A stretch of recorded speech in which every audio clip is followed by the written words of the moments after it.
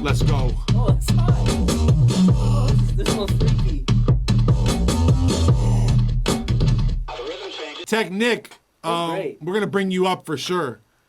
I don't know first, but I might. Would you put him second? I put him top 2 for sure. Technic, you're getting ozone, isotope ozone 9. Oh, that's a good one. Hey guys, this is Wild Cherry, aka Technic125, and today I'm going to be breaking down how I made the beat for the Kenny Beats Romil beat battle. So yeah, this project file is a mess. I don't know if you can see it, but this is not the way I would normally organize my project files. Some things are just not named, like this guy right here, not named. It's because we only had an hour to work on this, so I was really pressed for time. And also as I go through this project file, you'll see a lot of things are just like not finished. Like a lot of stuff is kind of done incorrectly, but who cares? So yeah, I guess we could start with the drums, because why not? So these are all the drums right here. Play.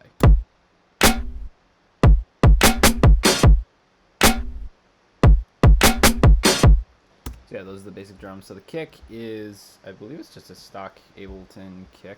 That's it.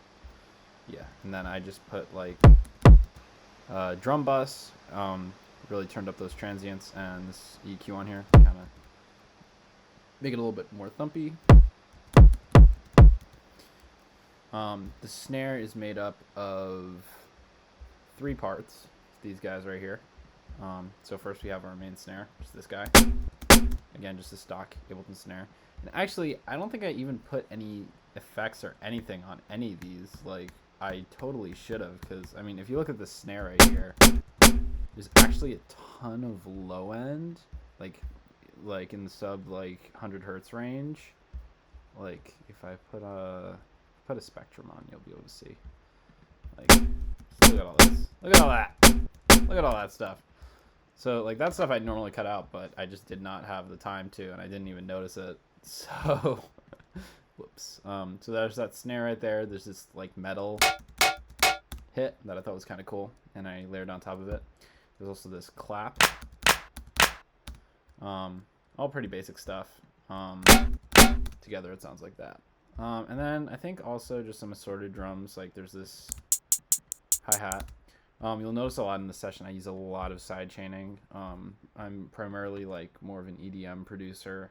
I come from like the EDM world more than the hip hop world. So I tend to use a lot of side chaining on all my stuff. There's these little like fills in here, like this guy right here. And that's basically for me just like chopping up the sample. And then there's this guy which is kind of similar to it. And those just happen like every once in a while just to keep things interesting. Yeah, let's move on to the basses. So the bass, here, I'll play the bass. All the basses. There's actually 3 parts to this bass, so it's, here we go.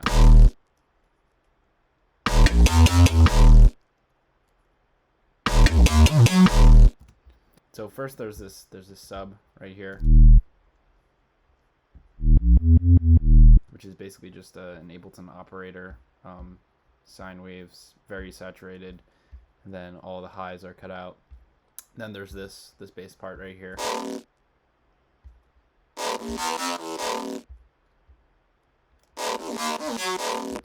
And that's another operator with some erosion pedal, a little bit of a, I don't think this filter's not even doing anything. That's what I'm saying. Like, there's a lot of stuff in here that like I just kind of threw on, and I don't think it's even like doing anything. There's some delay which I'm using for like stereo widening, phaser, OTT, because we love OTT. At least I love OTT. OTT is my favorite. An EQ just to take out all the low end right there, and then sidechain, of course. So without any effects, it kind of sounds like this. Kind of sounds pretty lame, but then once we start adding effects, it just gets really, really gnarly. Just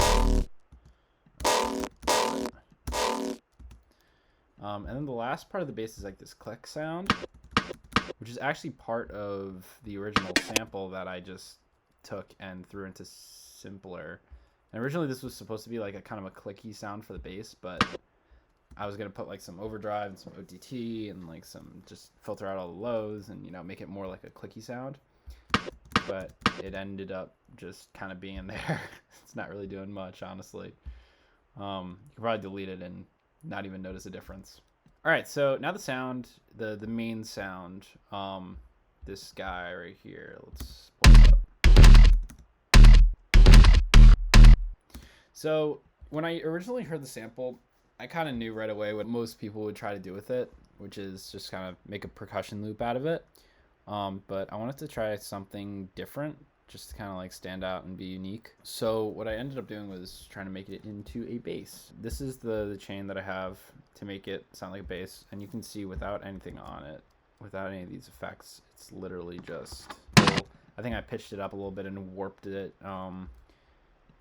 Yeah, it's just been pitched up, warped. I used the Beats algorithm. Normally I would use Complex or Complex Pro, but I decided to go to Beats just to get a little more electronic sounding and throw some artifacts in there. And basically the way that this chain works is, so number one, we have a gate on here just to get the, you know, the hits and not any of this like noise that's right here, just to take all that noise out. And then I use a drum bus, and this is probably the most important part of the chain. What this does is it adds a sub frequency whenever there's a transient or anything at a D sharp, which is in the key the bass is playing in. So you can see it's not really doing a whole lot right now, but once we add this chain on right here, this chain is comprised of two parts. Number one, it has the bass part, and then this says mids, but this should really be just like everything else. I'm actually gonna rename this really quick. This should be everything else. This is what the bass chain sounds like. Basically all that is I'm just boosting the crap out of the bass frequencies, saturating it a bunch, and then just cutting out all the highs. So if I play it and add the effects on top of it, oops. So you can't really hear it like right now, but then once we add the saturator on, you can hear it just like totally crushes it. Yeah. And then I just added this extra EQ at the end of it just so it could take out the higher frequencies here. And then the everything else chain is basically just everything else except for the bass. Didn't really do much else to that. I believe that's most of what was going on, and then I just have the side chaining on, of course, because we love side chaining. And that really just those two parts together, just this and those like lower frequencies, just give it that sound and make it so cool. So this part at the beginning, this intro, this is basically this chain right here, which is basically just an auto filter cutting out all the lows and then some erosion, just to kind of switch it up right there. There's also this little fun thing right here.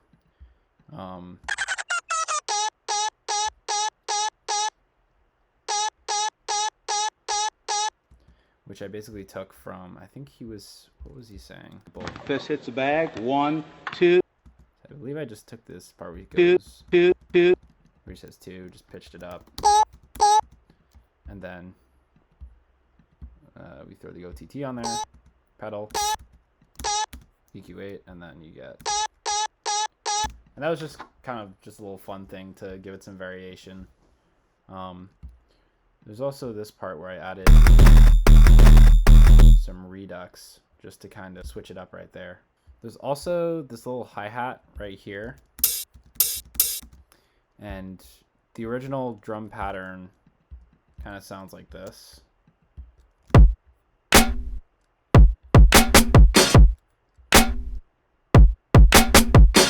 that only happens in the first little section right here, but then from then on out, it sounds like this.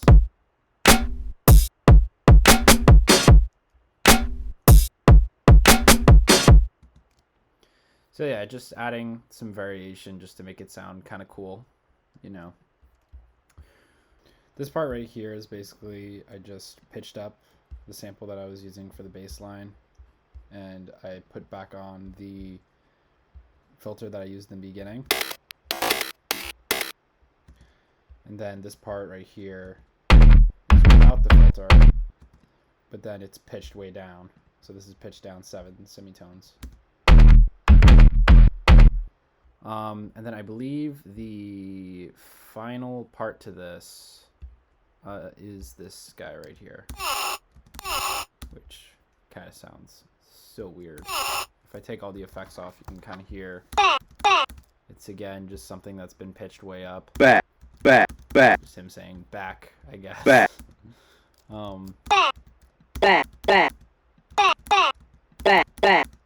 And then I did kind of like a gated reverb thing. So you put reverb on, gate it, redux, OTT, of course. So much OTT, oh my gosh. And then side chaining. There's so much OTT and side chaining. I'm such an EDM producer. Oh my goodness. I'm like every stereotypical EDM producer ever. It's crazy. And yeah, I believe that's pretty much the entire beat right there. Woo! Thanks, guys.